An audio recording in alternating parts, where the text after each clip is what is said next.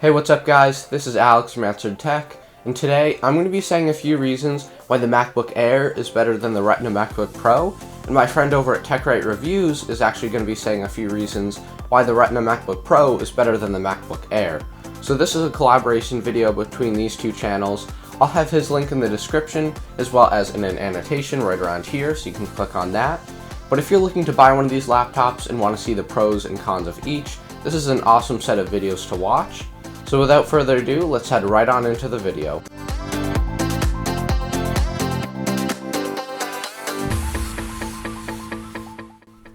One of the best reasons to buy the MacBook Air over the MacBook Pro with Retina Display is for its battery life.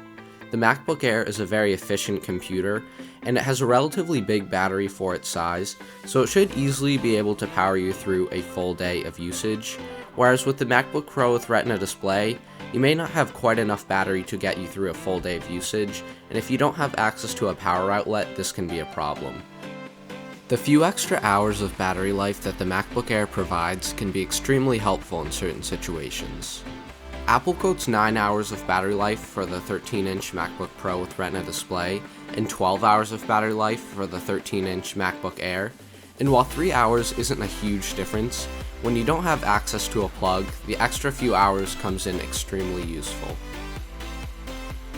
In my opinion, the design of the MacBook Air is quite a bit better than the design of the MacBook Pro with Retina Display, and the MacBook Air is also about half a pound lighter and quite a bit slimmer, so when you're throwing this laptop into a backpack, the weight savings is definitely noticeable, and it's really nice not to have that extra weight. Even with the slim design of the MacBook Air, you still maintain two USB 3.0 ports, as well as a Thunderbolt port, and an SD card reader on the 13-inch model, so you're not really lacking any kind of crucial connectivity other than an HDMI port, which is a nice feature on the MacBook Pro.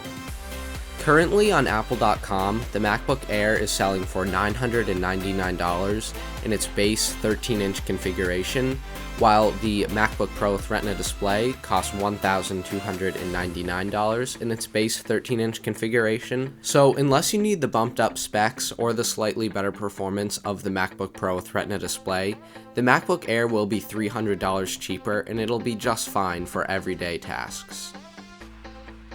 If you're only looking to spend about $1,000 on your laptop, the MacBook Air is a fantastic choice, especially considering its great design and battery life. Even though the hardware in the MacBook Air is less powerful than that in the MacBook Pro with Retina Display, it is by no means a slow computer. Running the Cinebench benchmark on these two computers reveals that there's actually a smaller difference in performance than you might think. Other than the MacBook Pro with Retina Display being upgraded to 16 GB of RAM, both of these computers are in their stock configuration. Once the benchmark finishes, you can see that the results are actually quite close. The MacBook Pro with Retina Display scored 26 frames per second on the OpenGL test and 272 CB on the CPU test, while the MacBook Air scored 21 frames per second on the OpenGL test and 224 CB on the CPU test.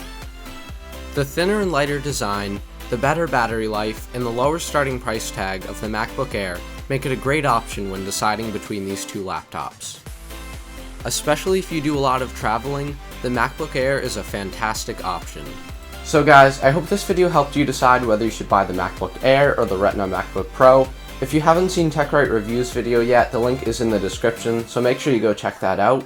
But that's it. Thank you guys so much for watching. Be sure to subscribe and like this video, and I'll see you guys in the next video.